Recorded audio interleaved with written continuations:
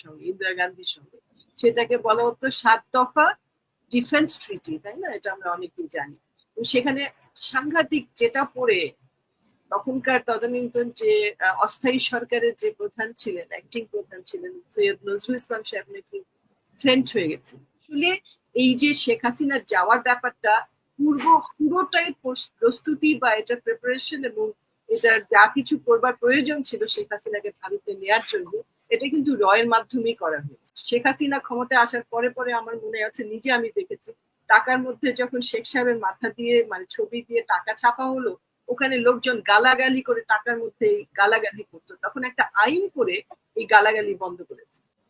এখন ওই ভারতের যে মোদী সরকার আছে, ভারতের তো ভেতরে যাই থাকুক, অন্তত আমাদের যে একটা ডিপ্লোম্যাটিক যে একটা রিলেশনশিপ, একটা নর্ম ছিল, ওটা এতদিন পর্যন্ত কংগ্রেসের সময়ও অনেকটা তারা ডেসপারেট হয়ে গেছিল শেখ হাসিনাকে ক্ষমতায় রাখবার জন্য। তারপরে মোদি এসে তো এটাকে একটা অন্য ডাইমেনশনে নিয়ে যায়।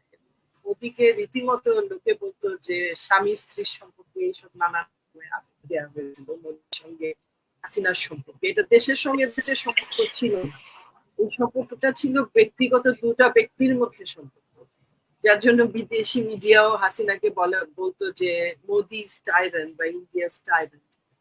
তো এই যে সম্পর্কটা তৈরি করেছিল, এখানে কিন্তু তারা দেশ বা দেশের স্বার্থ বা জনগণের স্বার্থ বা দেশের স্বাধীনতা সার্বভৌমত্ব রক্ষা করে যে একটা দেশকে সামনে উন্নয়নের দিকে নিয়ে যাবে, এরকম কোনো পরিকল্পনা শেখ হাসিনার রেজিমের ছিল বলে আমি। তো সেই ক্ষেত্রে তো এখন ভারত যেটা করছে, মানে এটা তো এখন নির্লজ্জ ভাবেই করছে বলে আমার মনে হচ্ছে, বা অনেকেই বলবেন, সাক্ষী দিবেন, যে এই যে ভারত শেখ হাসিনাকে রেখেছে এবং জয়কে দিয়ে যেসব কথা বলাচ্ছে, সেলফ কন্ট্রাডিক্টরি, এখন একটা বলছে, পরে আরেকটা বলছে, তারপরে আরেকটা বলছে, এটা পরিষ্কার বোঝা যায়। এবং জয় কিন্তু আবার ওই যে আমার ডক্টর সাহেব যে জয় কিন্তু এই কথাও বলেছে যে আমরা ভারতের কাছে বলবো যে ভারত যেন ৩ মাসের মধ্যে একটা নির্বাচন বাংলাদেশে দেয়। দেখেন তাদের এখনো ভারতের উপরে কতটা আস্থা। যে শেখ হাসিনা মোদির সঙ্গে মিলে যেসব চুক্তি করেছে, তার মধ্যে অনেকগুলো গোপন চুক্তি আছে যেটা সম্পর্কে জাতি জানে না। আপনার ৭২ সালে একটা গোপন চুক্তি শেখ সাহেব করেছিল ভারতের সঙ্গে, ইন্দিরা গান্ধীর সঙ্গে।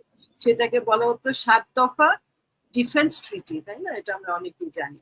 সেখানে সাংঘাতিক যেটা পড়ে তখনকার তদানীন্তন যে অস্থায়ী সরকারের যে প্রধান ছিলেন, অ্যাক্টিং প্রধান ছিলেন সৈয়দ নজরুল ইসলাম সাহেব নাকি ফ্রেঞ্চ হয়ে গেছেন। কারণ এতটা দেশ বিরোধী এই গোপন চুক্তিটা ছিল, সেটা সেও সহ্য করতে পারেনি, কিন্তু তাজউদ্দিন আহমেদ এটা সই করেছিল। এই চুক্তিতে কিন্তু তাজউদ্দিন আহমেদ সাহেবই সই করেছিলেন, এবং পরে যখন শেখ সাহেব ফিরে আসেন, শেখ মুজিবুর রহমান সাহেবও এটাকে এন্ডোর্স করেছিলেন। সেই গোপন চুক্তির মধ্যে কি কি ছিল? একটা খুব সাংঘাতিক ব্যাপার ছিল যে বাংলাদেশে কোনো ডিফেন্স ফোর্সের দরকার নেই, মানে আর্মিকে বা মিলিটারিকে অ্যাবলিশন করবার জন্য প্রস্তাব ছিল সেখানে। এবং তার জন্য কারণ তাদের এটার মূল কারণ ওরা দেখিয়েছে যে শত্রুকে, ভারত তো শত্রু না, ভারত স্বাধীন করে দিয়েছে, সুতরাং ভারতের সঙ্গে শত্রুতা না, কোনো ডিফেন্স ফোর্স আমাদের দরকার নেই, থাকবে প্যারামিলিটারি ফোর্সেস, যেটার কারণে রক্ষী বাহিনী করা হয়েছে। এভাবে একটা রেশিও কিন্তু তৈরি করা সম্ভব, তাই না? ওই যে যেটা করেছে, এটা নিয়ে নানান রকমের কথা। এটা প্রথম কিন্তু ফাঁস করে হচ্ছে হুমায়ুন রশিদ চৌধুরী সাহেব, একটা ইন্টারভিউ দেন একজন আর্মি অফিসারকে, যে সেখানে উনি প্রথম বলে যে এই যে গোপন চুক্তিটা ৭ দফা গোপন চুক্তি, সেখানে ব্রেন ড্রেনের কথা বলা আছে, যেটার সঙ্গে আপনি বুদ্ধিজীবী হত্যার কিন্তু একটা মিল খুঁজে পেতে পারেন।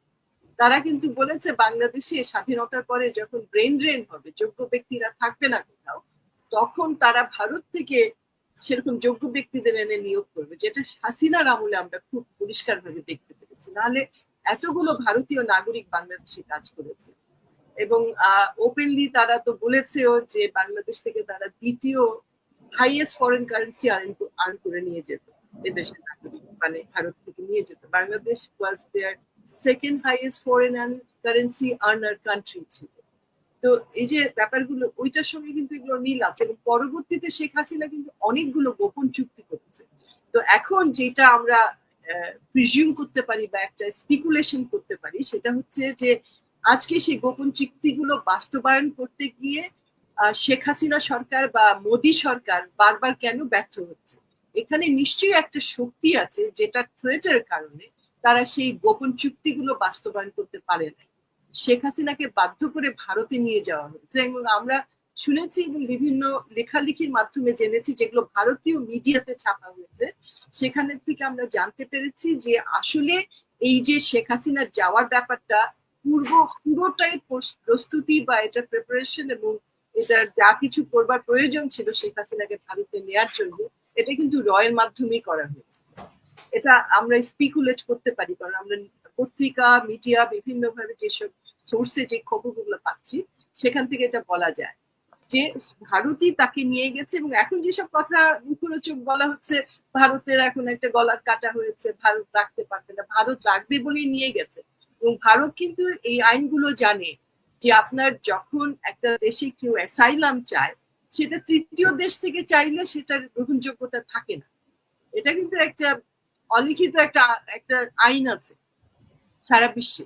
তো সেটা জানা সত্ত্বেও কিন্তু ভারত নিয়ে গেছে শেখ হাসিনাকে। তার মানে হচ্ছে, অর্থ হচ্ছে তারা একটা সময়ের জন্য অপেক্ষা করছে, সেই সময়ে তারা তাদের যে গোপন চুক্তিগুলো আছে সেটার আওতায় এনে হয়তো আবার তাদের পছন্দনীয় রেজিমকে তারা আবার পুনঃপ্রতিষ্ঠিত করবে।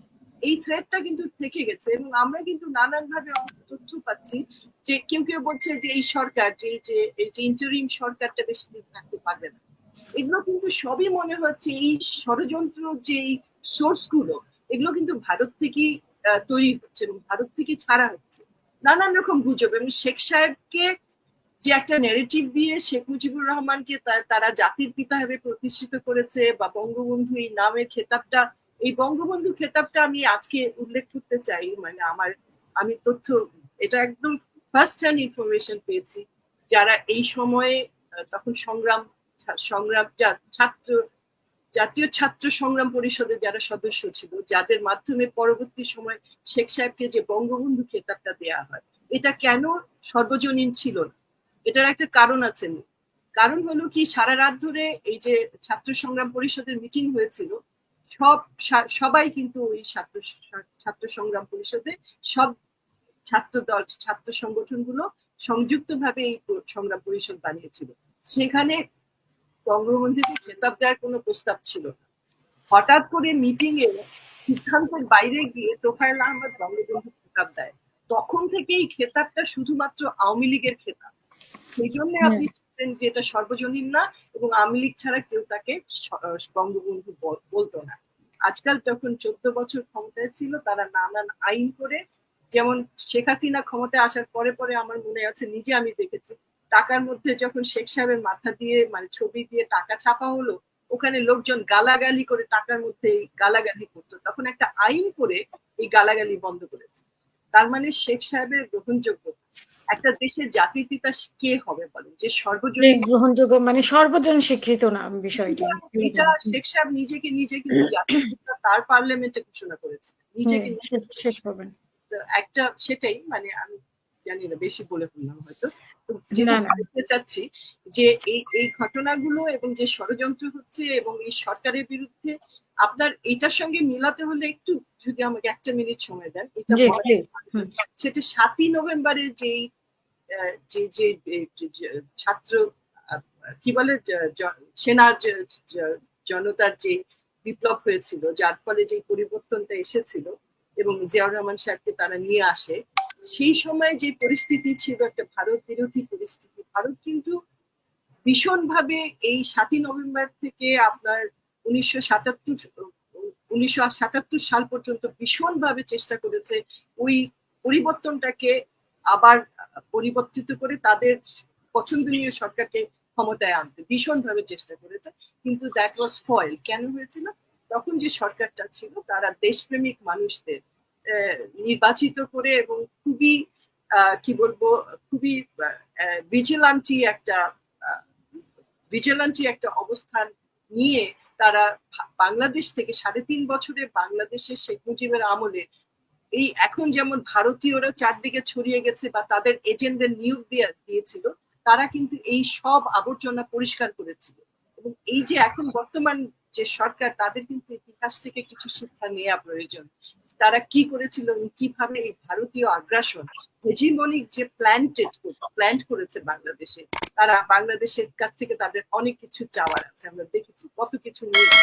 শেষে তারা রেল লাইনের যে বন্দোবস্ত করেছিল, এগুলো সবকিছু আমার মনে হয় উপরে আল্লাহ সুবহানাহু ওয়া তাআলার ইচ্ছা যে তাদের এই যে এগুলো হয়েছে। অসংখ্য ধন্যবাদ।